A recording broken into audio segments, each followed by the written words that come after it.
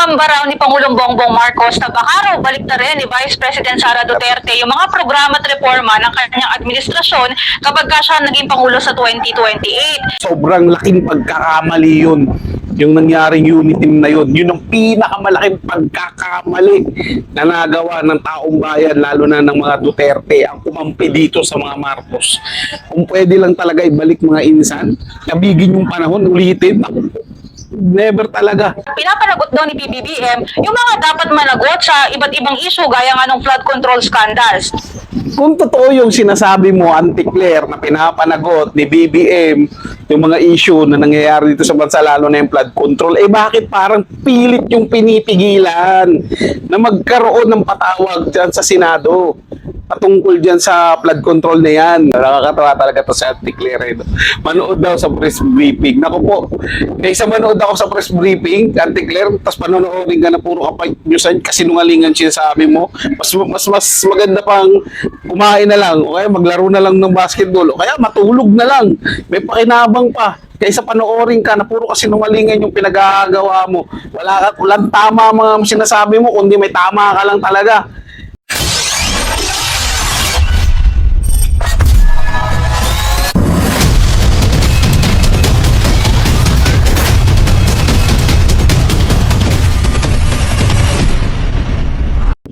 So, eto na nga mga insan. Magandang araw sa ating lahat. At eto, maganda pag-uusapan natin ngayon mga insan, o reaction insan po.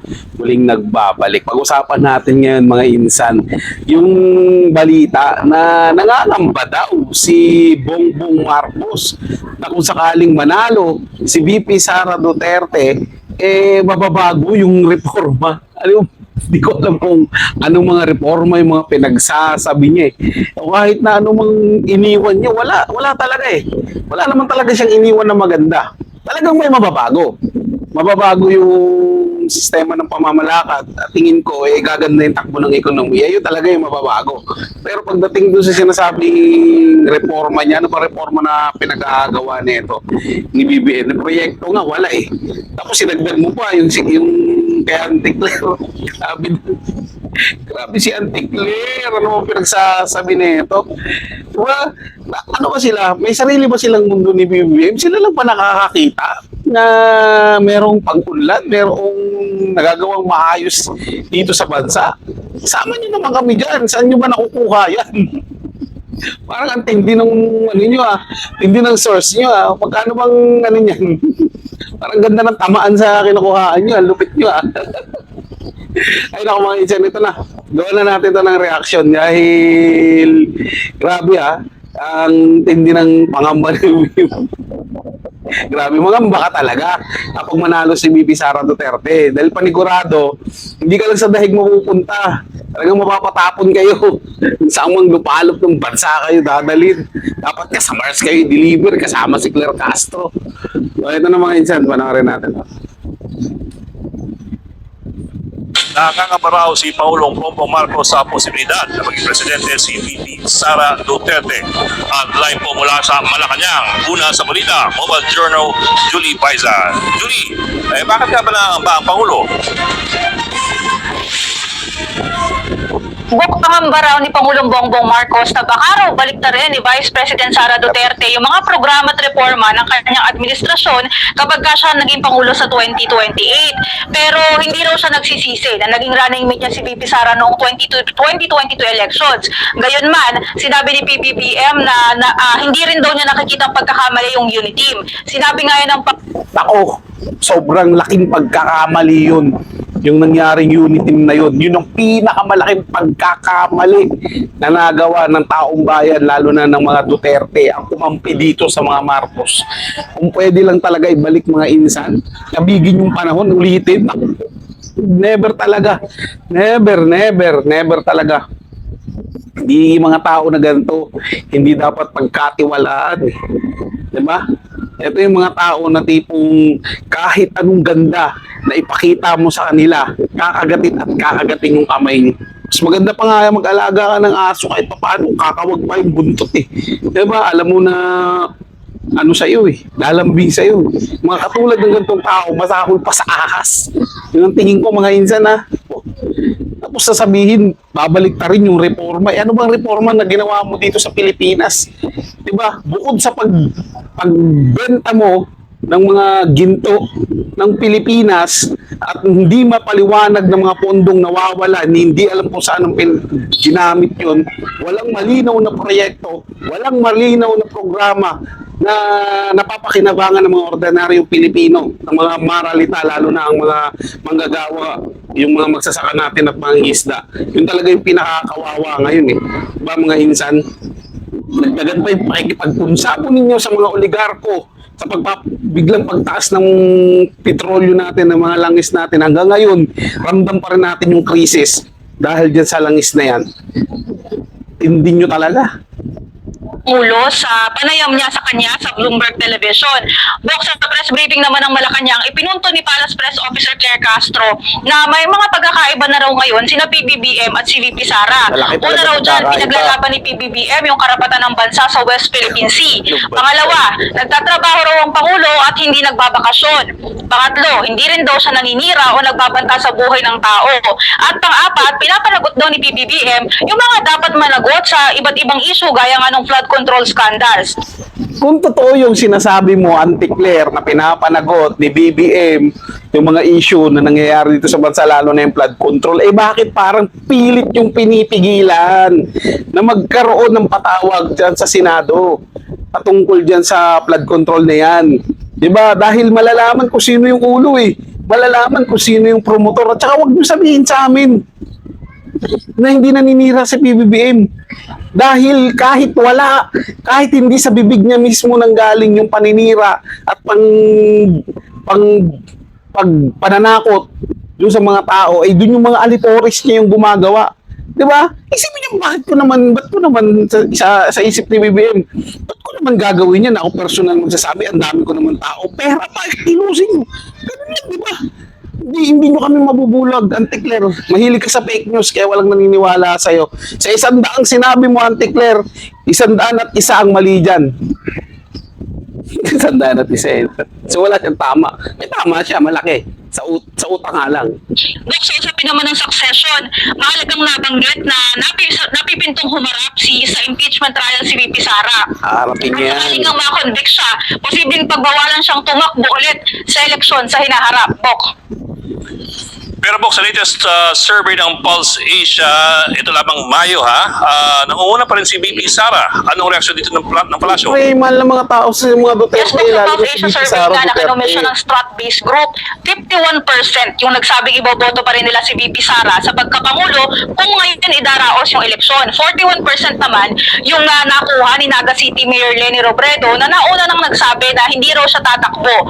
Nanghinga naman ng reaksyon ng palasyo tungkol dito, matipid yung naging sagot ni Jose Castro. Ang sabi niya, si VP Sara daw yung dapat tanungin tungkol dito. Bok.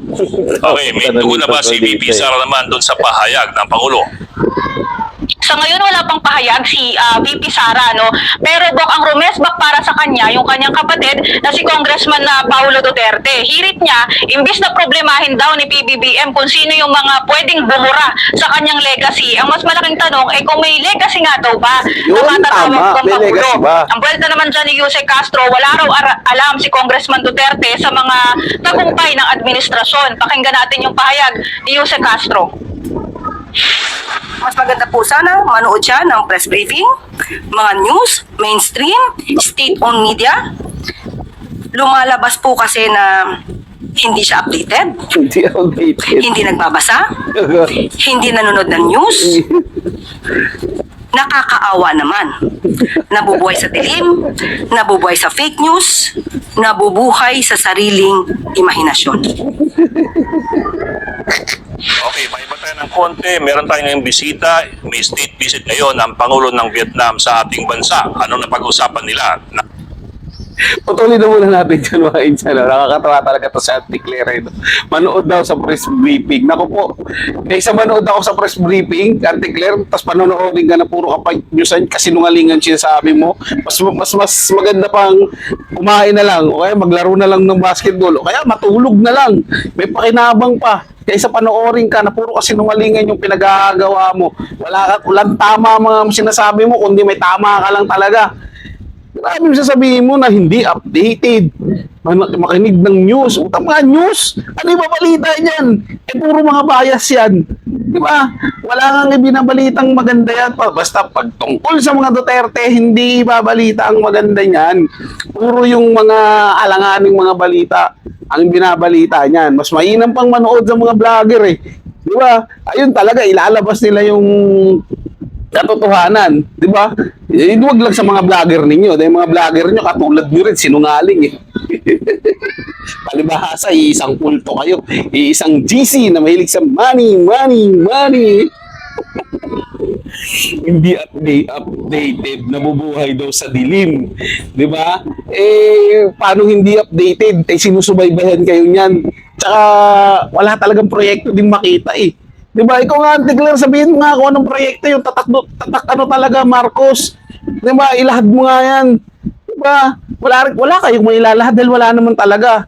Meron nga kayong ipagpapatuloy, di nyo naman pinagpatuloy. Alam nyo ang pinakamaganda tuloy.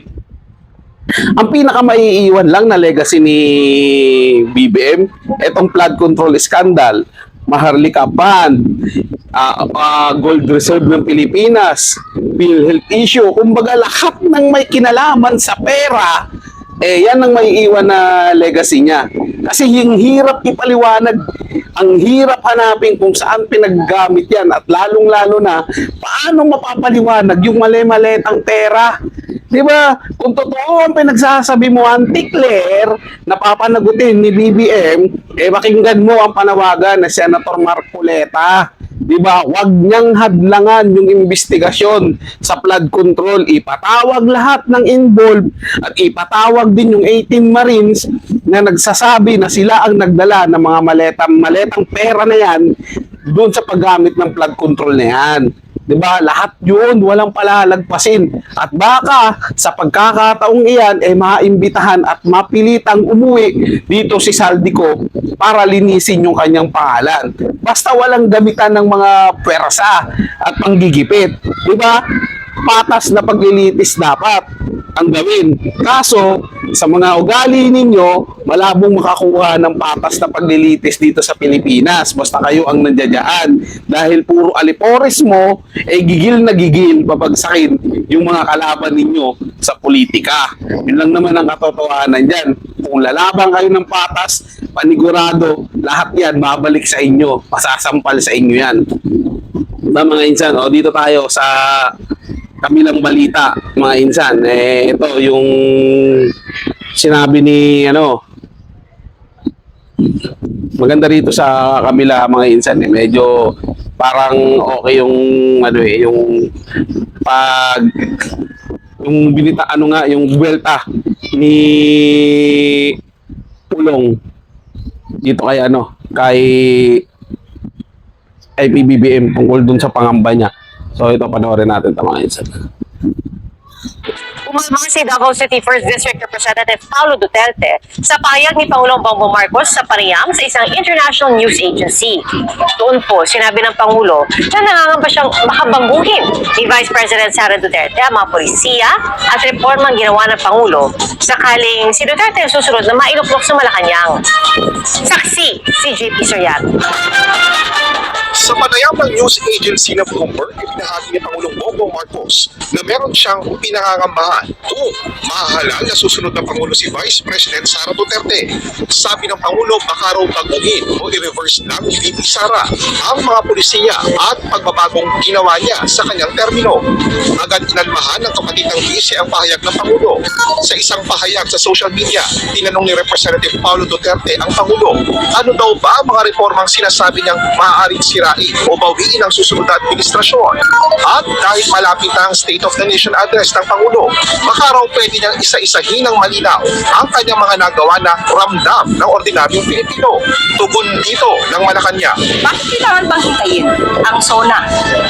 Samantalang kung manunod lamang siya ng press briefing, walang kita niya na kwenta po press kung briefing anong mo. ginagawa ng Pangulo. Patutsada pa ni Representative Duterte, hindi raw lalamang ng ganun si Marcos noong eleksyon kung hindi dahil sa kanyang kapatid Ipinapakita raw ng kasaysayan na ang pagkapanalo ng Pangulo ay hindi dahil sa pangalang Marcos, kundi dahil sa tiwala at suporta raw na dala ni Vice President Duterte. Kinontra ito ng Malacanang. Unitin sila. Hindi mo pwedeng sabihin na ito ay dahil lamang kay Pangulo Marcos Jr. Ako, dahil lang sa mga Duterte. Unit team. Unit team sa Ibig mata sabihin, mo. nagkaisa sila. Ngayon, bakit ibinibigay lamang sa Pangulo ang mandato? Eh, Pangulo po siya. Iniinga namin ng payag Pangulo, si Vice Pangulo. President Duterte mismo. JP Soriano ang inyong saksi. Kalokohan mo, anti-Claire. Diba? Totoo yun. Real talk yun. Hindi mananalo yan si PBBM kung wala ang suporta ng mga Duterte. Kung hindi nakipag-tandem yan sa Duterte, lalo na kay VP Sara Duterte, hindi mananalo yan si BBM dahil isinusuka ang mga Marcos. Diba? Isinusuka yan ng mga Dilawan, ng mga Pinklawan. Dahil nga inadapt siya ng mga Duterte, yun na. Diba? Nagkaroon ng magandang pag-asa si Marcos para manalo. Kung totoong malakas siya, dapat nung kumandidato siya, nung unang pagkakandidato niya na ng pagka-vice presidente, katapat niya si Ma'am Leni Robredo, di sana nanalo na siya. Di ba? Tinambakan nga siya nilampaso siya ni Ma'am Leni Robredo. Tapos sabihin mo, malakas siya at mananalo siya. Ako, lalo na si Larry Gadon nagsasabi na binuhat lang daw ni BBM itong si VP Sara Duterte kaya nanalo. Ako, mga ano talaga kayo punggis ng mga tao. So kayo mga insan, anong masasabi niyo rito sa pangamba ni VP Sara Duterte, tuloy, ni Pangulong Bongbong Marcos na kung sakaling manalo daw si VP Sara Duterte? Para sa akin naman mga insan, dapat lang talaga siya mangamba dahil mananagot talaga siya sa mga kalokohan niya. Di ba? So yun lang mga insan, maraming salamat sa inyong panonood. Ingat po kayo palagi. Paalam.